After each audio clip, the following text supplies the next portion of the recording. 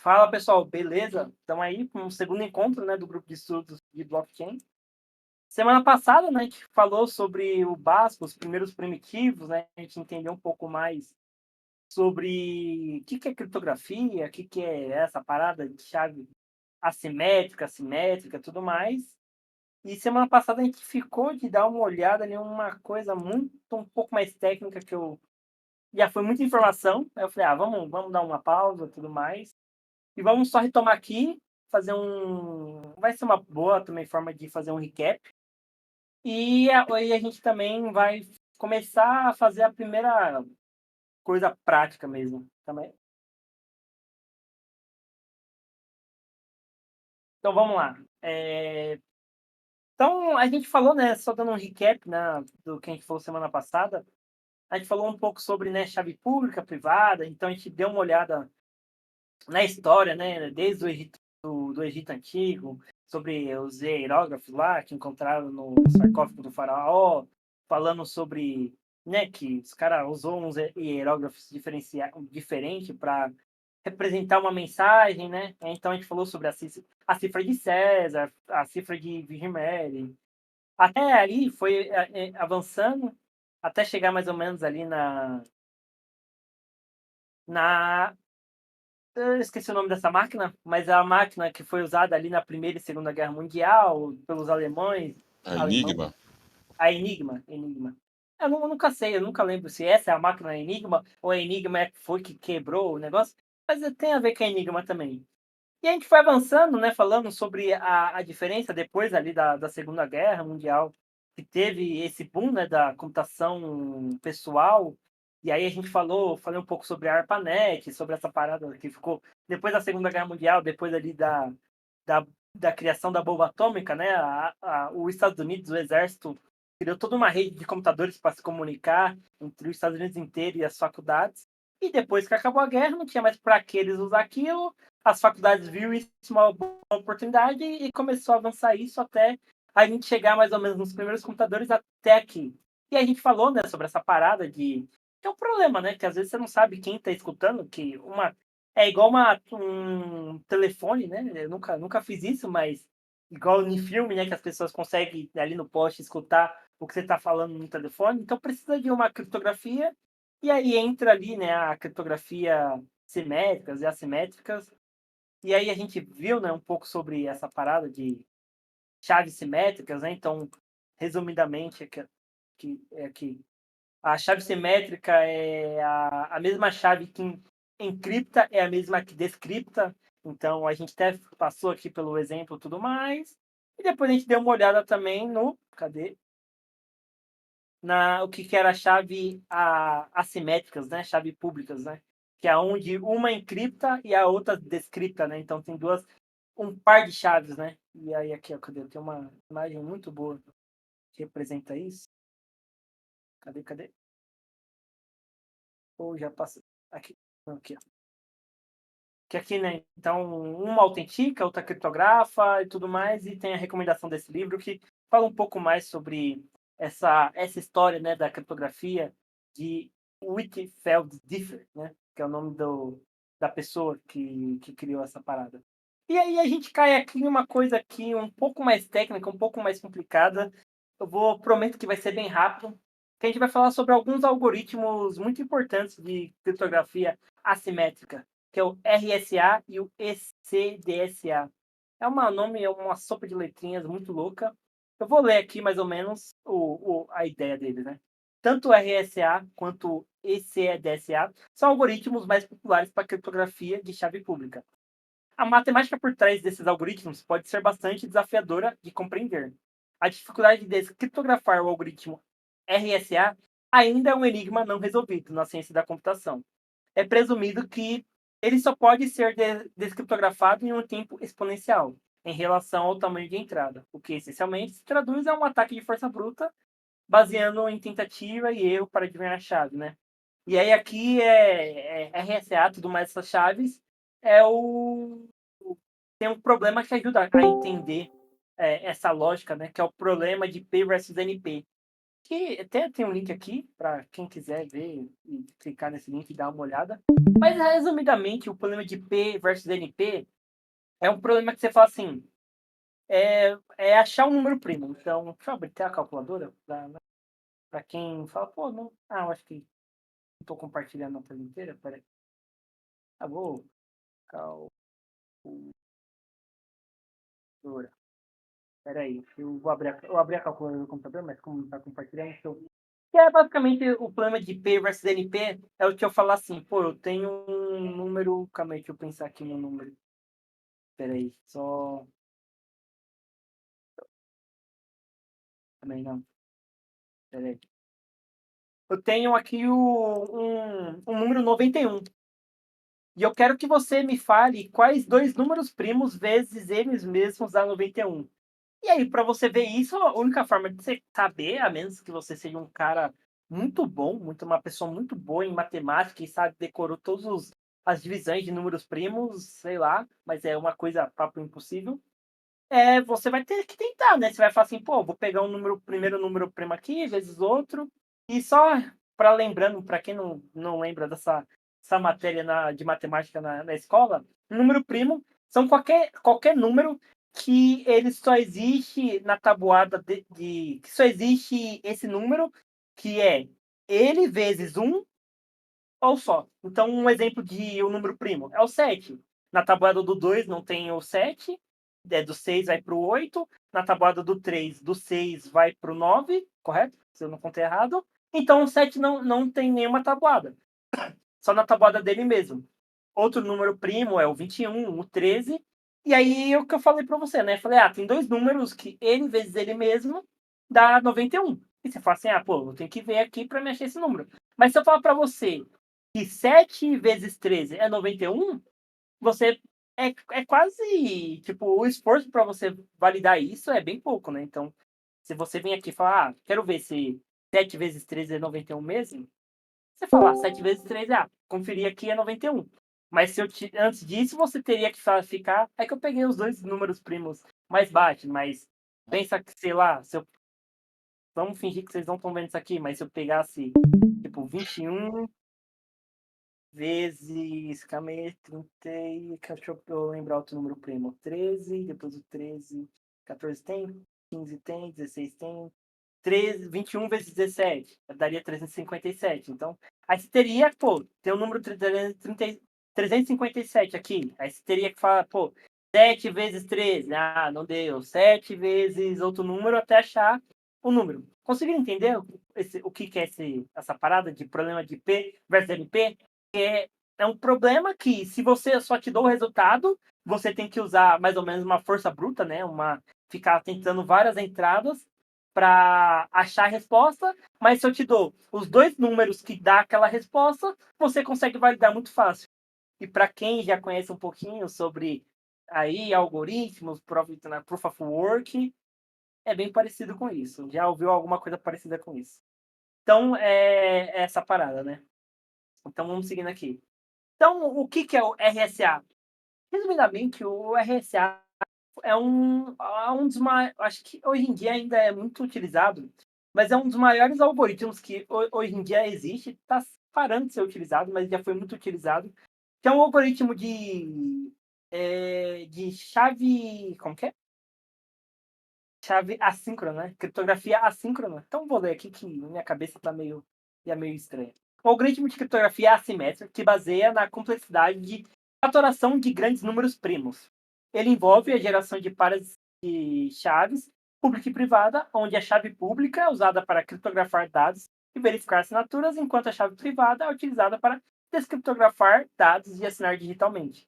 E aí, como fala, né, amplamente adicionada e tradicionalmente usada em SSL, TLS, criptografia de e-mail, assinaturas digitais. Então, isso aqui é um algoritmo ainda muito usado na época aqui ali do Gmail, dessa. Eu não vivi essa época, né? Mas como que era o nome? Da época dos iniciadores de e-mail, alguma coisa assim. Era muito utilizada para você conseguir mandar e-mail para as pessoas quando o e-mail era a coisa mais nova que existia no mundo da computação. Foi muito utilizada, ainda até hoje é utilizada, para fazer essa criptografia. É uma criptografia, como eu falei, né, ele faz a fatoração de grandes números primos, e é isso. Então é muito utilizado. Só que hoje em dia existe já vários algoritmos de criptografia assimétrica. Existe o que mais que tem nesse mundo. Existem uns que já foram quebrados, né, que as pessoas já encontrou uma forma de, sem ser por força bruta, quebrar ele, né, burlar ele e achar a resposta dele. E existem outros muito mais complexos. E um bem utilizado também hoje em dia é o ECDSA, que é Elliptic Curve Digital Signature Algorithm, que é o que eu chamo de assinatura de curva elíptica. Curva elíptica é uma parada muito estranha, estranha não, meio complexa da matemática. Basicamente, é um algoritmo de assinatura digital fundamentado em curvas elípticas, né, que oferece um nível de segurança semelhante ao RSA, mas com chaves consideravelmente menores, resultando em uma operação mais rápida e o uso reduzido de recursos computacionais, amplamente adotada em ambientes de restrições de recursos, com dispositivos móveis, tecnologias de blockchain. RSEEDSA é reconhecida por sua eficiência computacional. Então, a curva elíptica, ela é uma das coisas mais novas que tem, assim, novas entre aspas, no mundo de fotografia. Só que a diferença dele é que ele é um algoritmo, é igualzinho o RSA, só que ele é muito mais leve e ele usa números muito menores, enquanto aqui a gente está usando a fatoração de números primos, a curva elíptica, né? Curva elíptica, assim que se escreve. É essa parada aqui que, assim, ó, eu sempre eu esqueci mais ou menos na época que eu estava estudando isso. Eu lembrava, mas basicamente a teoria é a partir desse. Também deixa eu carregar aqui. Carrega. A partir desse gráfico aqui, deixa eu abrir ela aqui em grande, é o Open para dar um zoomzinho. Mas a teoria, assim, bem por cima, é que a partir de qualquer lugar, qualquer ponto dessa curva, você consegue, tendo dois números, né, entre aspas, você consegue alcançar outro lugar do ponto. E esse outro lugar do ponto é onde vai estar a sua chave privada, e é mais ou menos isso. Se não ficou uma explicação muito robusta, relaxa, não precisa entender muito bem como funciona a curva elíptica. Isso aqui é uma parada, assim, muito high level.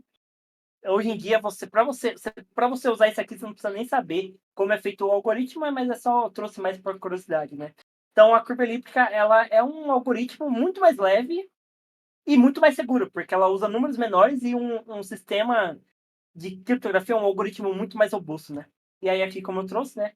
É um algoritmo de assinatura digital adotada pelo Bitcoin, especificamente utilizado, que aí é uma variação dessa ECDSA, que é o CEP, sei lá, SECP 256K1. E aí, para quem quiser ler um pouco mais, tá aí.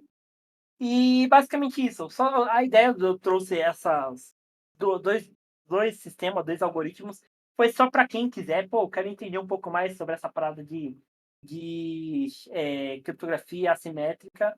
Ter dois nomes aqui para procurar e conseguir adentrar a fundo. Falei que ia ser bem rápido, falei que ia ser bem por cima. Conseguiram entender? Alguém ficou com alguma dúvida? Quer falar alguma coisa? Conseguiu também ser um bom recap para da semana passada?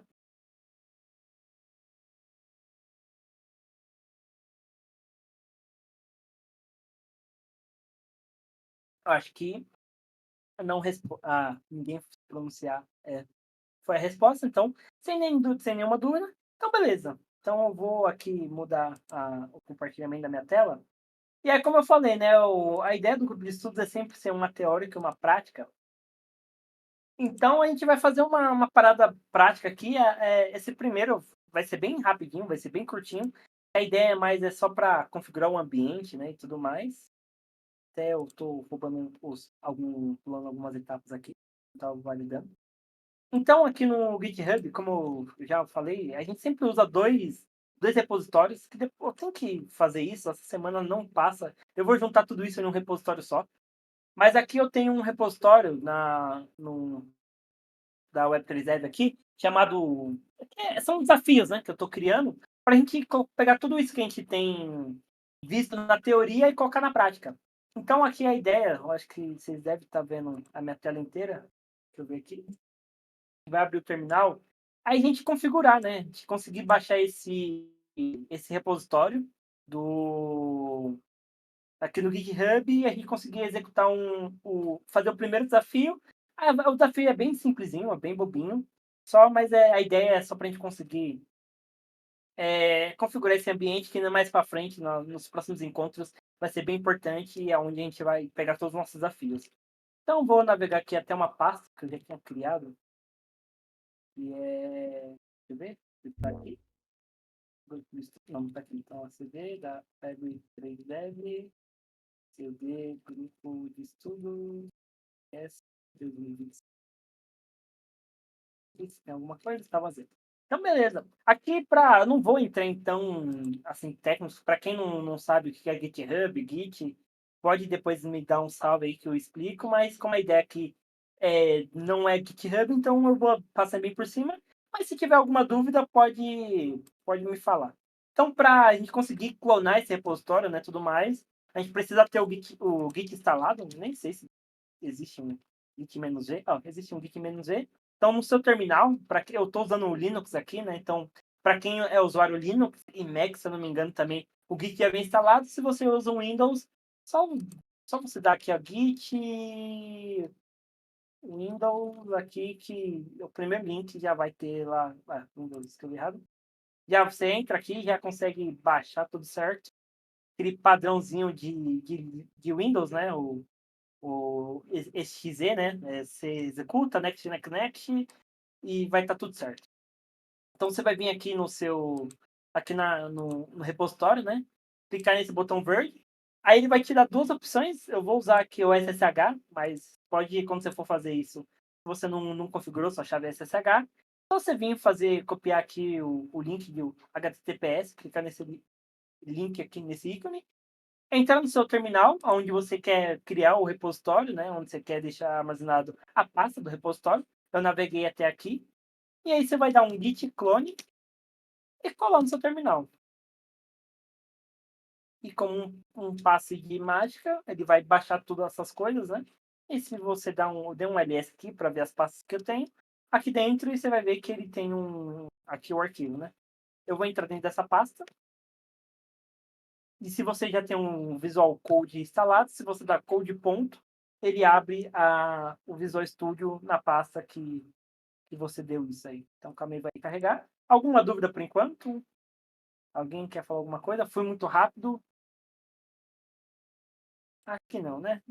Se mais qualquer dúvida, qualquer coisa, pode mandar mensagem. Para quem está assistindo, pode deixar aí nos comentários. Se quiser entrar, ou convido a entrar no servidor da Web3Dev e mandar mensagem. Deixa eu trocar só aqui o usuário aqui.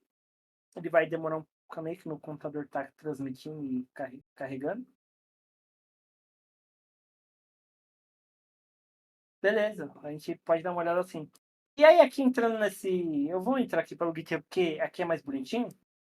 Mas entrando aqui, né? É a mesma coisa que vai estar aqui e vai estar lá.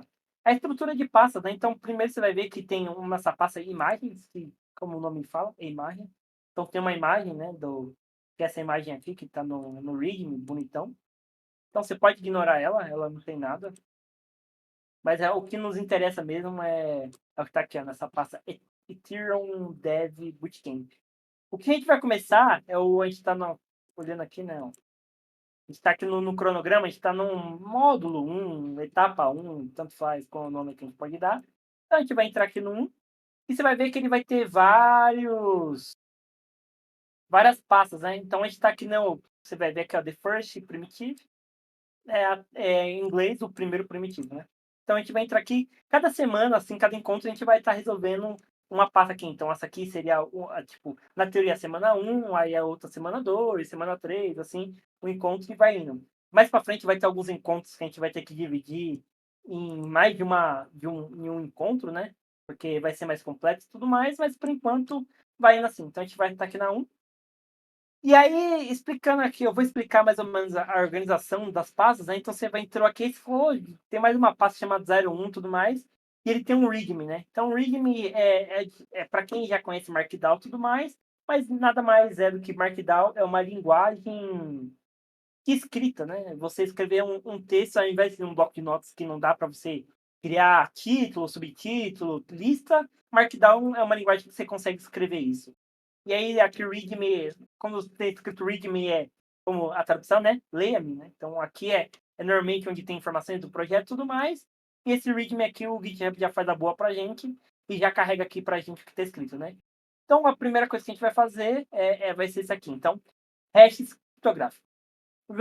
O objetivo desse desafio é aprender, criar e comparar hashes SHA-256, que é um outro algoritmo que eu vou falar mais para frente de criptografia, usando o Ethereum Crypto, uma biblioteca que usaremos bastante durante esse curso. O desafio de codificação será derivar a cor favorita de alguém a partir de um determinado hash dessa cor. Então, você viu que é bem de boa aqui, a ideia sempre todos eles vai ter isso, antes de entrar no desafio vai falar qual o objetivo e assim vai indo. Então beleza, então se a gente clicar aqui em Start the Code, ele vai carregar aqui, entrar dentro dessa pasta. E aí aqui dentro dessa pasta você vai falar, outra, tem outro readme, que aí aqui é o desafio e a gente vai fazer. Então beleza, então vamos lendo aqui e conforme for, quando for na hora de codificar, a gente vai lá pro Visual Studio e tudo mais. Então, hash de força bruta. Deixa eu dar um zoomzinho aqui pra ficar bom. Mas se alguém tiver alguma dúvida, qualquer coisa, pode mandar mensagem aí ou me interromper, que é sem problemas. Então, hash de força bruta.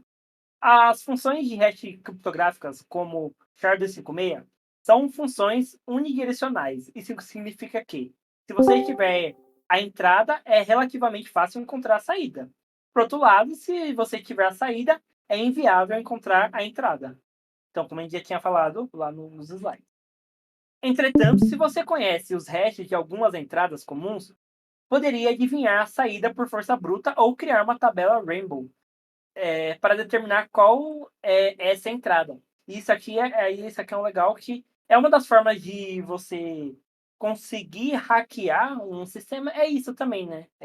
Às vezes você não consegue quebrar a, a senha, você não sabe qual é a senha, mas se você tem uma tabela com várias senhas aqui, a gente vai olhar mais aqui, você vai conseguir comparar os hashes, né? Então, aqui, ó, é fácil descobrir que o hash SHA-256 de apples, né, de maçãs, aí é isso aqui, né? Se essa fosse uma entrada provável, um hacker poderia procurá-la especificamente e saber que a entrada era maçã. Para fins de segurança, é importante lembrar-se que usar um salt aleatório que você pode adicionar à sua entrada para torná-la indecifrável, por meio dos métodos mencionados acima. Para quem ali já estudou criptografia, essas paradas, sabe o que é salt, mas mais para frente também, nos encontros, a gente vai falar, eu vou explicar o que é salt e tudo mais, mas a tradução, se eu não me engano, de salt é sal mesmo, né? É, é sal, se eu não me engano. Quase é isso mesmo. É sal, mas é isso. É um temperinho que você coloca para não acontecer isso. Mas pensando, não tem um salt aqui. Então vamos tentar entender o que é. O que é uma tabela Rainbow? Uma tabela Rainbow é simplesmente uma tabela que mapeia entradas comuns para saídas de hash. Por exemplo, podemos mapear senhas comuns para os seus hashes de SHA-256. Então aqui ó, eu peguei algumas senhas muito comuns, que o que tem.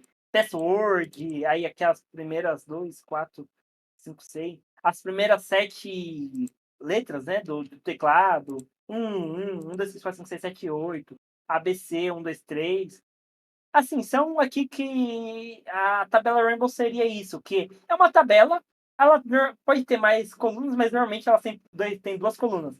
Senha comum e o hash dessa senha. E é o que acontece. Por que você fala, mas por que tem isso?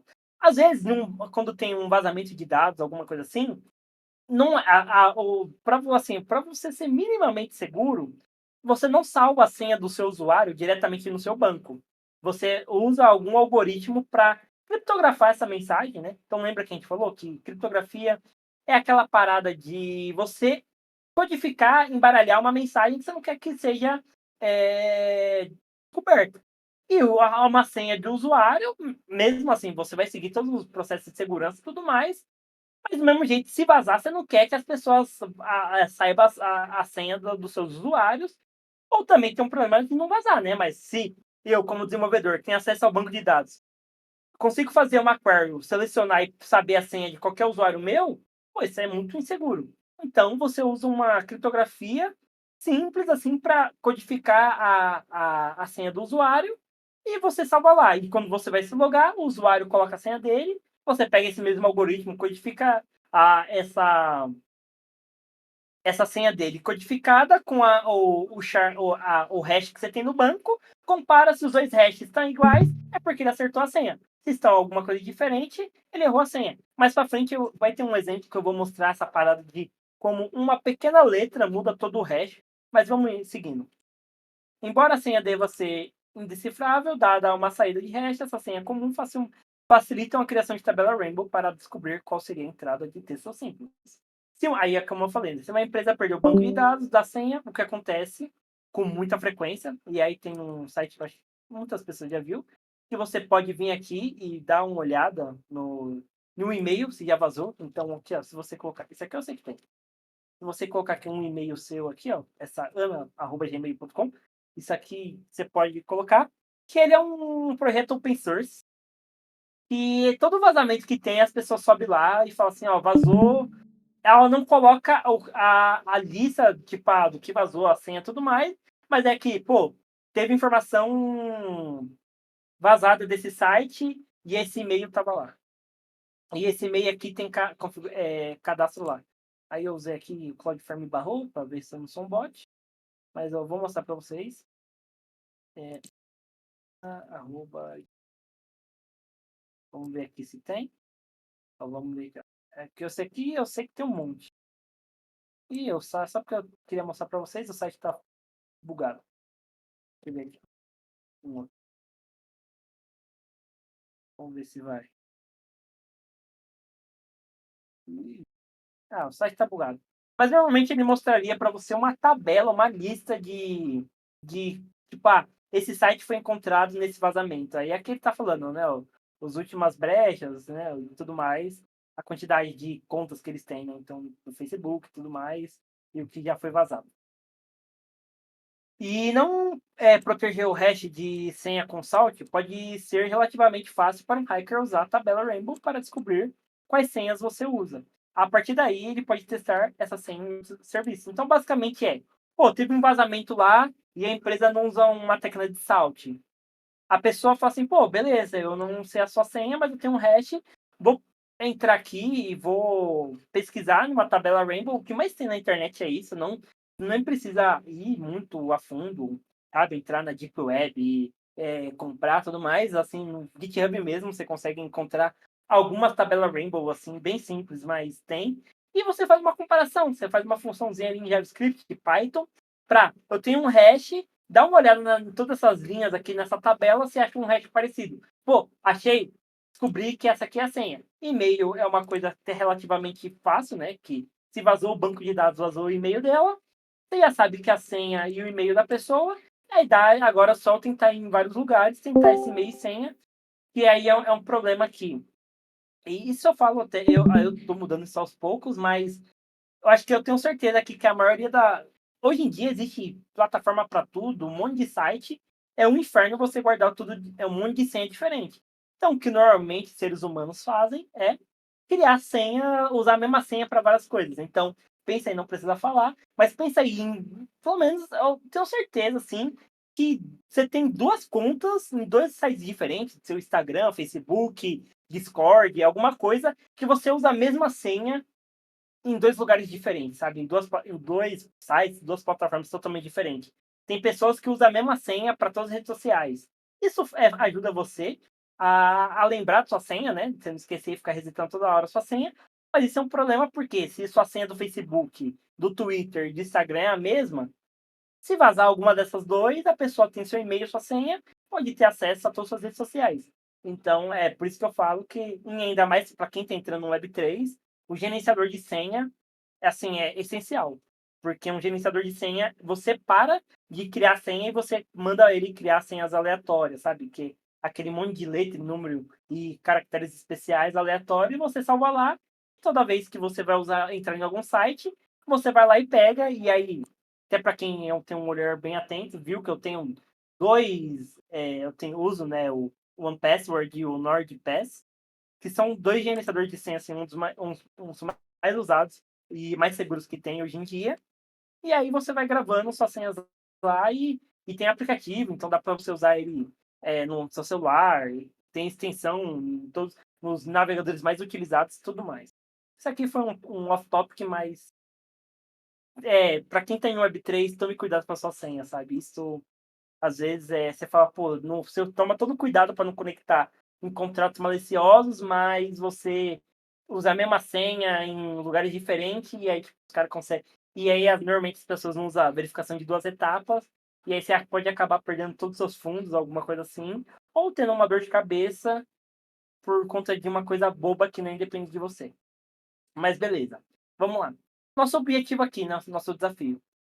Dado um hash, né? Então, beleza. Vamos ver aqui, depois a gente executa lá. Então, dado um hash SHA-256, encontre a entrada de cor que geraria esse hash. Você pode presumir que todos os hashes sejam gerados somente a partir das cores fornecidas para a matriz. Então, basicamente, ele faz, dado um hash, né? Encontre a entrada e seus hashes. Beleza. Para obter o hash de uma cor, primeiro use o TF8, aquele que está sendo bem explicativo, que vai ser mais ou menos bem assim no começo dos desafios, ele vai ser bem assim, tipo, falar para você o que você tem que fazer. Então, ó, primeiro passe para o TF8, o TF8 to bytes, para converter a cadeia de caracteres em bytes. Em seguida, use o shard56 para fazer os hashes. E quando você quiser comparar dois hashes, primeiro use o toX para transformar cada um em hash. E aí aqui é o tipo de hash e em cadeia de caracteres hexadecimais. Portanto, a comparação de dois hashes seria semelhante a isso. E aqui ele tem, basicamente, aqui, se você olhar, você só precisa pegar as informações e encaixar. Aí aqui, só vou terminar de ler, aí a gente vai botar a mão no código. Se está se perguntando o que significa o TF8, o padrão UTF-8 traduz bytes para todos os caracteres possíveis do teclado que você possa imaginar. Esse é um padrão acordado para garantir que todos recebam o mesmo valor de bits que representam as letras e palavras que vamos escrever na tela. Aí aqui tem um link para você saber, se você quiser saber mais sobre o TF8. Mas basicamente o TF8 é uma grande lista, uma tabela que ele mapeia, né? Porque não sei se já ouviu falar isso. O computador ele só entende binário, 0 e 1. E aí tudo que a gente vê, desde o navegador, uma imagem, texto, no fundo, o computador está entendendo isso como 0 e 1. E como você organiza esses 0 e 1 representa um número, uma letra e tudo mais. Mais pra frente a gente vai ver isso aqui também. Alguma dúvida por enquanto? Então, beleza, vamos lá. Então, eu vou entrar aqui no meu Visual Studio Code. Então, vamos lá. Então, primeira coisa que você vai fazer, você vai assim, nesse começo vai ser mais difícil, assim, para quem não tá acostumado a usar o terminal, mas o Visual Studio Code ele facilita muito para você, então como a gente entrou lá, é Ethereum Dev Bootcamp 01, 01, 01, aí você pode clicar aqui com o direito, ele tem uma opção, eu acho, que é o Open Terminal, né? Para quem tem usando ele em português, abrir no terminal. Quando você clica aqui, ele já vai abrir no terminal para você essa pasta. Então, basicamente, no terminal, igual você tem ali sabe, os arquivos aqui na sua pasta, sabe, meus documentos e tudo mais, o terminal funciona da mesma forma, né? Que você vai, tá dentro aqui, aí você vem aqui, entra em outra pasta, e assim vai indo. No terminal você tem que fazer a mesma coisa. Você vê que tá um caminho enorme aqui, bem grande. Deixa eu tirar um zoomzinho aqui. Você vê aqui, ó, que basicamente tá mapeando desde a entrada da minha pasta e vai entrando nas pastas assim vai indo. Mas isso aqui é uma coisa assim que, para quem tiver dúvida, pode me chamar depois, mas não é o foco. Se eu dar um ls aqui, ele vai mostrar para mim que ele vai ver essa mesma coisa que eu tô vendo aqui, né? Pode ignorar esses outros arquivos, a gente está vendo essa pasta aqui, ó. Isso, então você vê aqui, ó, que ele tem. Dentro dessa pasta tem 3 arquivos, né? O README, que a gente acabou de ler. Eu posso até vir aqui, ó, e abrir aqui, que é o preview. Se a extensão funcionar. Vamos. Tá abrindo o preview aqui. E aí ele vai ter 2 pastas. Nessas pastas, você vai ver que tem 2 pastas. Uma se chama Source, né? SRC, que vai ser o código básico que a gente vai usar. E uma se chama Solução. E a solução, como diz, é a solução do desafio. Então, beleza. Então, a gente vai vir aqui, vai entrar no arquivo aqui, o index, só vai ter um arquivo, tem na verdade 3. O index, que é o código básico que a gente vai precisar para fazer o desafio, package.json. Então, para quem não está acostumado com essa estrutura de Node e tudo mais, aqui não é o foco, mas depois eu posso explicar com mais calma. Mas basicamente o package.json é o Node, ele é como eu pensei em explicar. O Node basicamente ele pegou o que você consegue executar, porque JavaScript normalmente você só consegue executar no seu navegador. Aí esqueci quem criou o Node, se eu não me engano, foi a equipe do Google. Pegou a máquina, né? Na verdade, pegaram a máquina de interpretador do Google Chrome e criaram uma linguagem de programação chamada Node, que ele executa código JavaScript dentro do seu computador. Você não precisa estar dentro do navegador e assim vai crescendo. Depois, para se a maioria do pessoal falar, pô, não tô perdidinho, não entendi o que é o Node, queria entender um pouco mais, a gente pode trazer alguns conteúdos complementares, mas aqui não é o foco. E aqui o package.json, você vê, ele configura e gerencia as dependências, né? Então, os códigos que a gente vai usar. Como o Elson falou aqui, ó, o package é um impactador de libs ou bibliotecas e dependências, né? Então, isso, perfeito. E aqui tem um arquivo de teste que é para validar se a gente fez tudo certinho. Para quem tem assim, um conhecimento maior, a partir dos testes você já consegue já solucionar o problema. Mas por enquanto vamos aí. Então eu vou abrir aqui do lado e a gente vai fazendo aqui junto. Então, posso fechar aqui? Então, beleza. Aqui, então, ele vai falar aqui pra gente, ó. O nosso desafio vamos lá. A gente vai ter como ele falou, vai ter uma matriz, né? Um array de cores. E nosso desafio é achar e retornar os hashes dessas cores e comparar. Então, beleza. Então, todo mundo entendeu o desafio? Nosso desafio é pegar essas cores que está aqui nesse array e passar para e descobrir o hash deles. Beleza? Alguma dúvida? Alguém quer falar alguma coisa? Alguém quer tirar alguma dúvida sobre o Node? É importante que aí eu vou começar. Uma dúvida aqui que eu não perguntei. Todo mundo aqui conhece o JavaScript? Já ouviu falar de Node ou não? Só para me saber o quanto eu sou explicativo, se eu preciso explicar o que é uma constante e tudo mais. Conseguem dar um som sim ou não aí? Um like para cima, um like para baixo? Enquanto o pessoal vai respondendo aí, eu vou esperando aí. Vai. Alguém tá? Básico. Beleza. O resto do pessoal tá digitando.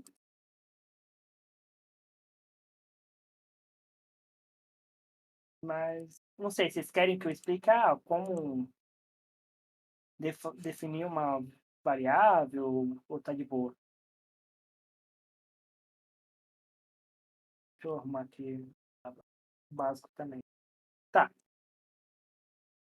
Então eu vou. Tá, Tá, beleza. Eu vou explicando aqui. Se falar assim, pô, tô com uma dúvida, não entendi o que você tá fazendo, pode mandar mensagem aí que eu tô de olho e a gente vai fazendo. Eu vou usar algumas coisas, considero avançado de JavaScript, é uma bem básica, mas a gente vai ter que interpretar aqui tudo mais. Mas beleza.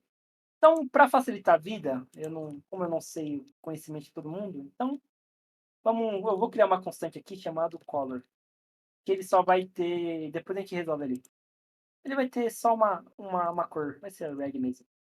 que aí eu vou aplicar o que está escrito aqui no código, e aí depois eu faço isso em cima de um array. Beleza. Então aqui ele fala, né, ó, primeiro, vamos seguindo aqui, ó. Para obter o hash da cor, primeiro use o TF8 bytes, né? Então, beleza. Então eu tenho aqui, eu tenho a cor. Então o que eu vou fazer é, eu vou pegar a minha, vou criar uma nova constante aqui, uma nova variável, chamado color UTF8. Que ele vai receber o quê? Ah, uma coisa importante que eu não acabei não explicando. Aqui em cima você vai ver que já tem algumas importações de algumas coisas que a gente vai usar. Normalmente, todos os desafios, todas as importações, tudo que você vai, eita, tudo que você vai usar, ele já está importado. Você não precisa importar nada de novo, sabe? Você só vai ter que se preocupar mesmo em codificar, sabe? Importação, então normalmente ele já vai vir importado. Que aqui é o Shard56, que é o algoritmo que a gente vai usar para fazer o hash, criar os hashes, criptografar as informações. QX para fazer transformar os bytes em hexadecimal e transformar o TF8 em bytes. Então são essas três importações aqui da mesma biblioteca, né? Tudo é da Ethereum Cryptograph. Cryptograph.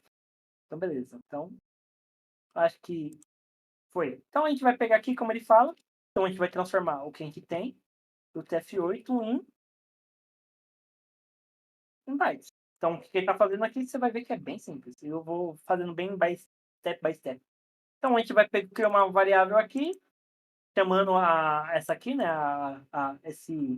essa função, é o tf8 to bytes, que ele vai transformar essa string em bytes. E... calma aí, deixa eu criar um console.log aqui, só para a gente conseguir testar e vendo no terminal o que está acontecendo. Então, beleza. Eu vou passar aqui, ao invés de passar color, eu vou passar hash, que é o parâmetro que já está vindo. Então, eu vou chamar essa função, find color. Aqui é só para a gente... Eu vou passar o color aqui. Beleza? E aí aqui, explicando algumas coisas aqui. Então, a gente... Beleza, a gente está aqui dentro da pasta, né? A gente está vendo esse arquivo.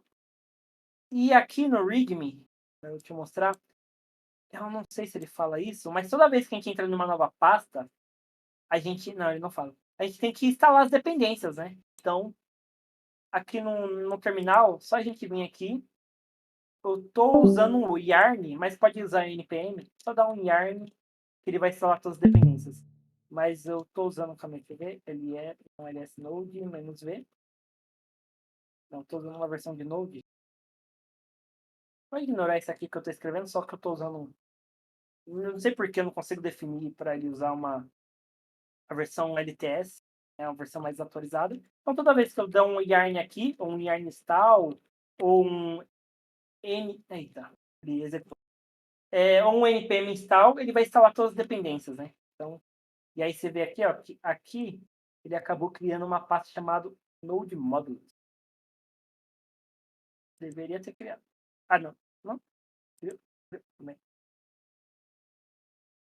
Não, eu tô no lugar errado, eu acho. Tô no lugar errado. Então eu tenho que entrar dentro de source, né?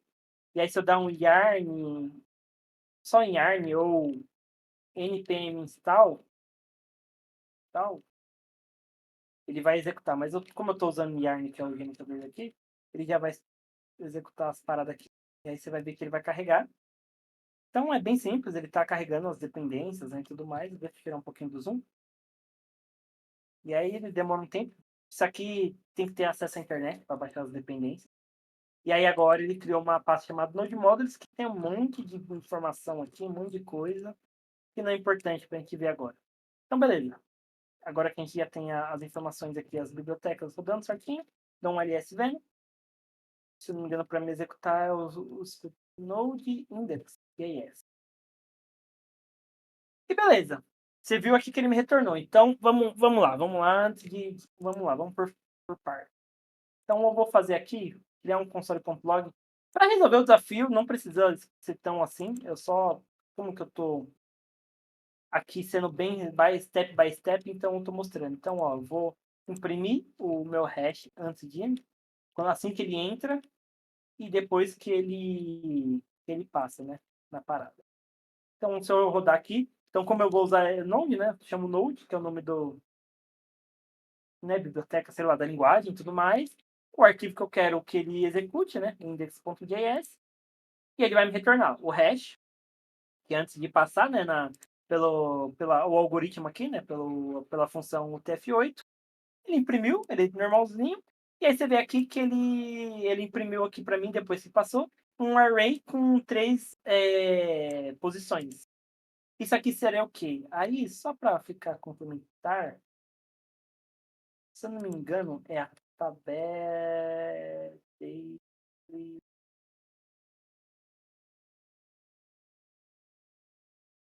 Como que é assim? Eu não. Tabela ASCII, nunca lembro como se escreve isso. Esse aqui, deixa eu ver se é essa aqui não. Peraí, deixa eu fechar algumas abas aqui. O computador já tá chorando. Não, não é essa aqui. Peraí que eu quero. Acho que é essa aqui do Windows. Você viu que ele me retornou algumas letras ali? Beleza. Tá vendo aqui que ele falou assim, pô, ó, agora a gente tem que estar aqui atento. O legal de programar é isso, é entender o que está acontecendo na tela.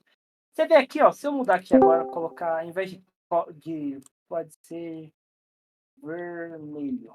Vamos vermelho aqui, porque vermelho é mais legal. Você viu que ali ele saiu 3 posições, né? E agora aqui ele me retornou 8, né? Se eu contar vermelho tem 8 letras, né? Uma, duas, três, quatro, cinco, seis, sete, 8. E aí você olhar aqui, ele me retornou um array de 8 números, né? Então, basicamente, o que ele está fazendo é o quê? Ele está pegando essa string e está transformando em números, mas não números aleatórios. Se você tem um olhar aqui, um olhar bem bom assim, você vai ver que esse 101 está repetindo, né? Ó, você vê aqui, ó, aqui e aqui. E se você olhar a string, né, vermelho, você vê que o vermelho, a palavra vermelho, ela tem 2 E e ela sempre está na segunda posição, 3, 4, 5 e na quinta. E se você olhar aqui, na segunda posição e na quinta está o 101. Isso aqui é o quê? Não sei se todo mundo já ouviu falar, mas existe uma coisa chamada tabela ASCII, acho que é assim que se chama. E se você olhar aqui a tabela ASCII, o 101, aí aqui é o número em decimal, em binário, aqui eu não lembro o que é isso aqui, Unicode, e aí ali é um C, eu não sei o que seria, mas aqui se você olhar o 101, é a letra E. E se a gente olhar aqui outro exemplo, o 118 é a letra V. Então, basicamente, o que ele está fazendo é o quê? Ele está falando para o meu algoritmo pega toda essa string e eu estou transformando ele no código que o computador vai entender mais fácil, em decimal. Então, eu pego cada palavra, cada letrinha, e vai transformando ele e joga na tabela ASCII, que é onde o computador entende. Então, é uma coisa legal, né? Uma informação. Toda vez que você digita alguma coisa no seu bloco de notas, para você está aparecendo a letra, mas para o seu computador, ele está entendendo um monte de número, que na verdade é um binário que ele entende esses números aqui, entendeu? Mais ou menos isso. E aí, para quem já mexeu com CSV, às vezes sabe, pô, o CSV vem quebrado, é por quê? Porque às vezes a forma de que você está, não se chama codificar, né? Mas eu esqueci. Mas a tabela que você está usando, existe várias tabelas. O TF8, eu esqueci as outras, mas a UTF-8 é mais utilizada. Que então, por que existe várias tabelas? Porque a programação foi ali, tudo surgiu ali nos Estados Unidos, né? Então, nos Estados Unidos, para quem sabe o básico de inglês, sabe que inglês não tem acentuação, né? Então, para quem é um americano, eles mapearam todas as letras deles e estava tudo certo. Só que quando chegou ali no Japão, aqui em linguagens latinas, né, proveniente do latim, a gente tem acento, a gente tem cedilha, a gente tem várias outras letras que ali não servia. Então, basicamente é isso. Então, vamos lá. Vamos seguir. E aqui, então, ele transformou em a cada letra em um TF8, né? Os bytes de um TF8. Então, beleza, aí aqui a gente já fez. E aí, ó, para converter a cadeia de caracteres em bytes, em seguida, use o char256 para fazer o hash. Então, olhando aqui no exemplo, ó, que eu já fiz, usando para fazer o hash, eu pego então aqui, crio uma nova constante, const, color, hash, pode ser. E é o que ele vai receber. Ele vai chamar essa função char256 e eu vou passar para ele a minha variável que está em hash. E aí uma coisa aqui do VS Code, se a gente colocar aqui, ó, você vai ver que ele está esperando aqui uma string. Mas esse aqui, quando a gente coloca aqui, você vê que ele é um alias. O TF8, ele está esperando um parâmetro que é string, que é texto. E se eu colocar o texto aqui em cima, você vê que ele está esperando uma mensagem e tudo mais, que é um int 8 array, que é o quê? É um array de inteiro sem sinal, o int, né? Então, eu acho que é isso. Unsigned integer, é isso, né? Um inteiro sem sinal. Então, são números positivos, que ele tem 8 bytes. E ele vai ter que ser um array. Se eu passar uma string aqui para ele, vamos testar o coisa, depois a gente vai ver passando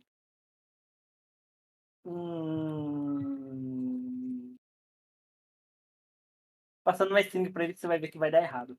Então, se a gente chamar aqui de novo, ó, vamos executar a nossa função. Você vai ver que agora ele vem aqui e aí ele transformou tudo aquilo em um array, né, de 32 posições. E aí, se eu voltar aqui para Reg, você vai ver que sempre ele vai me retornar 32 posições. Que essa é a graça. Mais para frente eu vou falar sobre isso, mas um hash, toda vez que, dependendo do algoritmo que você quer, você consegue fazer, não importa a entrada, ele sempre retorna uma saída do mesmo tamanho. Então, ele sempre retorna uma string de 32 bytes, que são cento e poucas caracteres, se eu não me engano. Então, beleza. E se eu passar aqui, você fala assim, pô, eu quero passar direto uma string para ele, e você viu que deu certo, né? Se eu salvar aqui e executar de novo, você vai ver que ele vai dar um problema falando o quê? Ó. Aqui vai estar tudo certo. Type error. Ó, ele estava esperando um int 8 array, né? 8 array. Então a gente tem que passar. Por isso que a gente teve que fazer essa conversão para o TF8 antes, porque ele está esperando um array. Então se a gente voltar aqui e salvar, vai estar dando tudo certo. Aí beleza. Aí aqui Aí aqui, beleza, vamos só finalizar aqui, aí depois eu vou fazer a parada aqui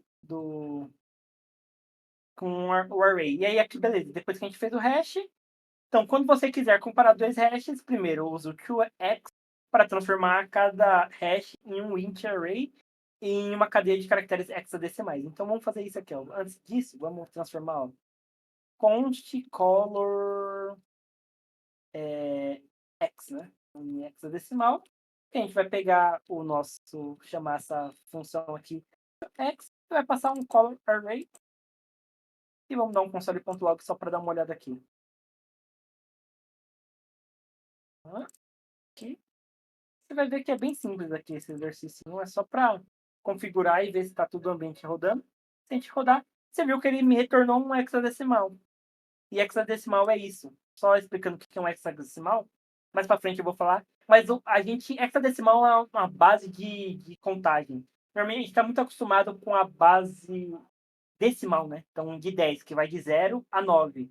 O hexadecimal, ele tem, ao invés de ele ter 10 posições, ele tem 16. Que ele vai de 0 a 9, e aí, ao invés de ser o 10, ele começa a usar a letra A, B, C, D, e assim vai indo. Então, o 11, ao invés de ser o 11, que é no decimal, que é 11 assim, em hexadecimal, o 11 representa pela letra A, o 12, então, cadê? O 11 é a letra A, o 12 é a letra B, e assim vai indo até o 16 é a letra F. E aí assim a gente consegue fazer contas, né? A gente tem uma base numérica maior, e aí a gente consegue representar números de uma forma menor, né? Então, ao invés de aqui a gente ver a B1, aqui ele está representando com uma letra só, ele consegue representar o que a gente representa com 2, né? Então, o 12 está representando aqui. Aqui é um 12, só que tá, ao invés de usar dois 2 casas, né, 2 caracteres, eu usei só um para representar esse número. Olha que demais. Para mim isso é mágico, né, eu acho isso muito legal. E beleza, ele transformou, e aí agora o que a gente quer fazer, é fazer uma validação de verificar se um hexadecimal é igual a outro. E aí aqui é igual a uma coisa bem simples do JavaScript, né? Ele dá um console.log passando o igual, né? Então, um igual recebe, dois igual é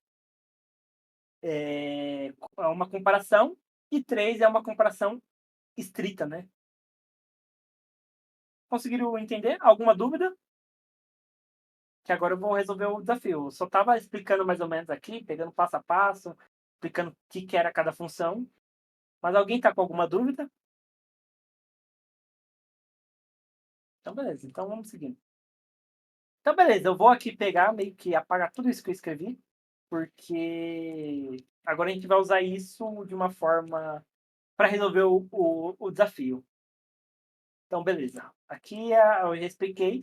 Então, vamos começar. Aqui é o que eu estava usando só em uma variável, né? E ele quer que eu compare essa array toda, né? Essa matriz inteira. Então, o que a gente vai começar? Então, pensando lá, ó, não vou apagar tudo não, vamos deixar aqui, só vamos comentar. Então, olhando o nosso exemplo, eu posso até deixar aqui por enquanto, para dar mais espaço. Terminal. Então, a gente vai começar aqui, é a mesma lógica que a gente usou ali em cima. A gente vai começar pegando e transformando em um TF8. Então, o TF8 e a gente quer passar um color, né? Então, tá, não, antes disso eu preciso fazer uma coisa assim. Porque aqui eu quero passar em cada posição desse array, correto? Então, para fazer isso, eu vou criar uma variável chamada const color index, que ele vai receber esse array, né, essa matriz. E dentro dessa matriz, eu vou usar uma função nativa do JavaScript chamado findIndex, que é procure por um index. Né? Então, o que ele vai fazer? Ele vai pegar a matriz e vai passar em cada posição e vai executar um código. Então, em JavaScript ele tem várias funções assim, map, ele pode executar em cima de um array. Então, beleza. E aqui para ele eu preciso passar um ID, o parâmetro, né? Então, cada letra, né? Então, colors é o plural. Cada posição aqui vai se chamar color. E eu vou fazer uma Arrow function, que basicamente seria, para quem está assim, seria eu criar uma função aqui chamada color, que ele vai receber um parâmetro color, correto? Isso, e aí eu posso abrir aqui. E beleza, isso dá certo. Só que, como isso aqui é muito verboso, o JavaScript me permite fazer o quê? Eu criar Arrow Functions, que são funções que eu posso já passar direto o parâmetro e não preciso escrever essa função toda, sabe? Function, dá o nome do parâmetro e tudo mais. Então, eu posso fazer uma Arrow Function que é o quê? Ao invés de eu escrever toda essa parada, eu passo, aqui posso passar até entre parênteses ou não, color, então vai ser o nome do meu parâmetro, e passo como nome se chama arrow function, né? É uma função de flecha, né? Função flecha, função, alguma coisa assim. E aí aqui dentro eu vou fazendo as minhas coisas, né? Então o que eu quero fazer? Eu quero transformar em UTF-8 primeiro, o bytes, o meu color. E vamos ver o que vai dar aqui, ó. Devagarzinho. E aí aqui, ao invés de eu passar um color, eu vou passar um array para ele. E vamos ver o que vai acontecer aqui. Beleza, vamos limpar o terminal. Ele vai me retornar um zero. Por quê? Por quê? Por quê? Porque é isso. Ele passou, calma aí. Tá, não. Faz sentido. Ele me passou um zero porque eu peguei a parada de tudo. Ao invés disso, eu vou passar aqui console.log ali dentro. Ele vai mapear isso aqui dentro. Ó. Então, ao invés de ele me retornar tudo, ele vai me retornar o que ele está imprimindo. Correto? Eu acho que é isso mesmo. Deixa eu ver aqui. Agora vai. Vamos ver. Aí, viu? Então, lembra que eu estava fazendo só com uma posição? Agora aqui ele fez para todos, né? Então você vê aqui se tem. Deixa eu puxar um pouquinho para cima. Aqui tem 1, 2, 3, 4, 5, 6. E você vê que aqui eu tenho 6 posições. 1, 2, 3, 4, 5, 6. Então, beleza, vamos seguindo. Então, agora eu já transformei em UTF-8. Aí, uma coisa aqui que eu vou fazer, eu poderia quebrar assim, mas para ficar mais ágil e mais rápido, eu posso encadear uma função dentro da outra. Então, o que sai de um, igual aqui que eu fiz, você viu? Que eu passei o TF8 para cá e passei color e eu passei o console.log dentro dele. Então, o que o JavaScript vai fazendo, quando ele se depara com isso, ele vai entrar e vai resolver de dentro para fora, entendeu? Então, como aqui eu passei, vamos tirar o console.log por enquanto. Então, passei o TF8 para cá.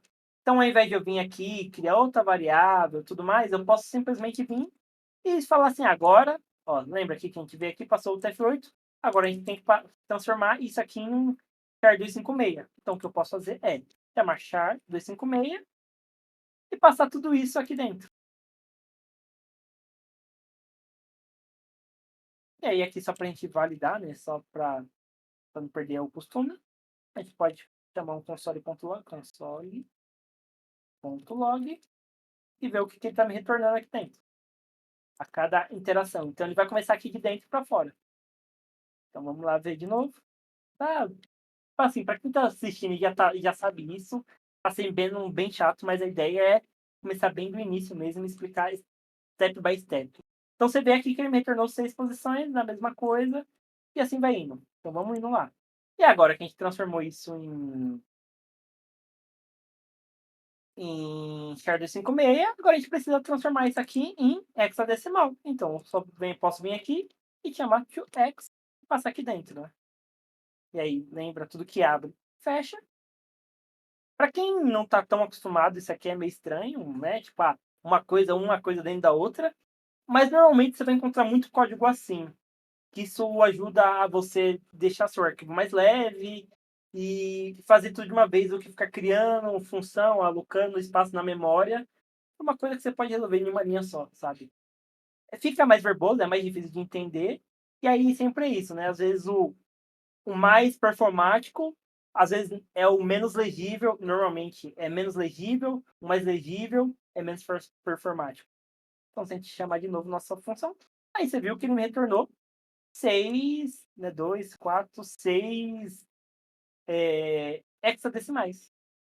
E aí agora, se a gente lembrar aqui que a gente queria ver, ele não vai abrir, ele estava falando para a gente comparar agora a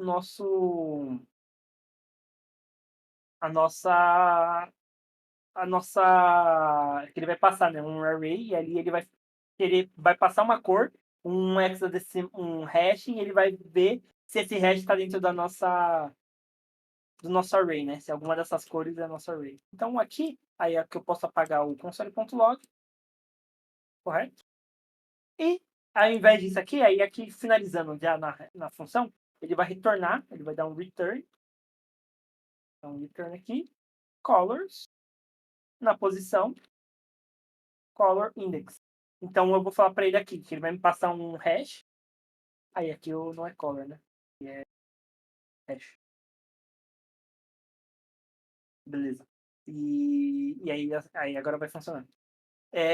Aí aqui ele vai me passar um hash, eu vou fazer toda essa parada aqui, que ele vai dar certo, na teoria. E aí, para testar isso aqui, se a gente chamar aqui, ele não vai dar nada. Aí entra numa parada que eu tinha mostrado aqui antes, que é o que ele fala para executar os nossos testes, né? Que é muito normal para quem já está programando, conhece testes unitários, né? Que é para validar.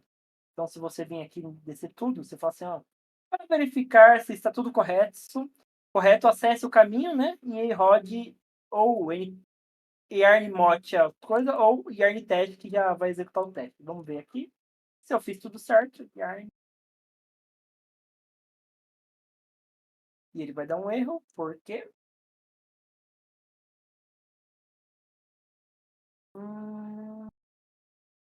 tá reclamando que o TF8 esperava uma string. Será que eu fiz alguma coisa errada aqui? Ah, não, calma. Não, tô moscando aqui, é verdade. Eu tô moscando aqui. É color, na verdade, né? que é o que eu estou recebendo parâmetro.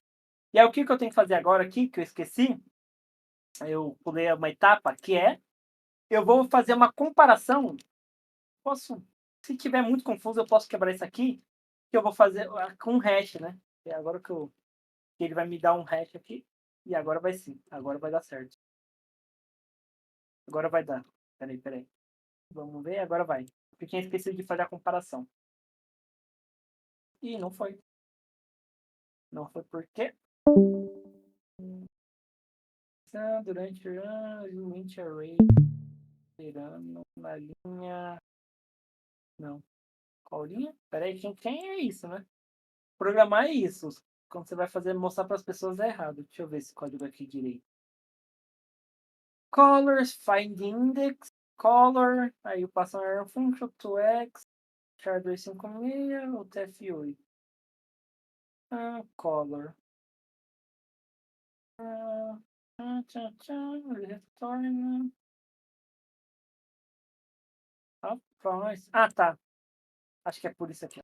Acho que é. Será que era isso mesmo? Vamos ver aqui. Ah, foi. É porque eu tava chamando a função ali embaixo e ele tava chamando duas vezes e tava dando ruim. Então você vê que foi, funcionou. Conseguiram entender o código ou não? Deu para entender? Agora que eu vi que quase todo mundo foi embora, mas conseguiu entender? Alguma dúvida? Ficou assim, ó, para quem tá muito confuso para mim esse código, a gente pode quebrar ele assim, ó. Que é quebrar cada coisa em uma linha. Então aqui não é a coisa mais bonita do mundo, mas seria mais ou menos isso aqui que a gente está fazendo. Ó, deixa eu pensar aqui. Não posso definir uma conta. Não, mas é mais ou menos isso aqui. A gente está fazendo transformando, né? Sempre lembrando, o JavaScript faz as coisas de dentro para fora. Transformando, então, nossa cor, que é uma string em UTF-8 em bytes, depois transforma esses bytes em char256 e esses char256 em hexadecimal, e aí a gente faz essa comparação. E aí, depois disso, a gente só retorna aqui, né? Então, a cor na posição, né? Então, ele vai me retornar posição 0, 1, 2. Então, ele vai. Aí, aqui, se a gente dá uma olhada aqui no nosso arquivo de testes, você vai ver que ele vai me retornar a cor. Ele vai me passar a cor e aí eu vou passar para ele, essa aqui é a posição. E aí ele vai falar assim, verdade, esse char 25, esse hexadecimal é dessa cor mesmo, entendeu? É isso, pessoal. Basicamente o que eu tinha para mostrar hoje. A ideia, esse projetinho aqui era bem simples mesmo. A ideia dele era só apresentar, conseguir configurar o ambiente, entender alguns conceitos bem básicos que a gente vai usar. A gente vai usar muito essa parada de transformar um char em hexadecimal, transformar string em bytes, bytes em char256. A ideia era só era um desafio bem simples, só para configurar o ambiente e executar uma coisa bem simples para começar a aprender que semana que vem mesmo é os desafios de verdade. Alguém quer falar alguma coisa? Se não, é isso. Muito obrigado pela noite. Vamos encerrar a gravação. Para quem está no Facebook, no YouTube, recomendo aí entrar no grupo de estudo. Acontece toda quarta-feira, às 7 horas. Vem participar aí, que é muito legal. E qualquer dúvida, tudo mais, entre no servidor, mande sua pergunta lá no canal do geral ou no canal do grupo de estudo de blockchain. E do mais é isso, pessoal. Valeu, falou!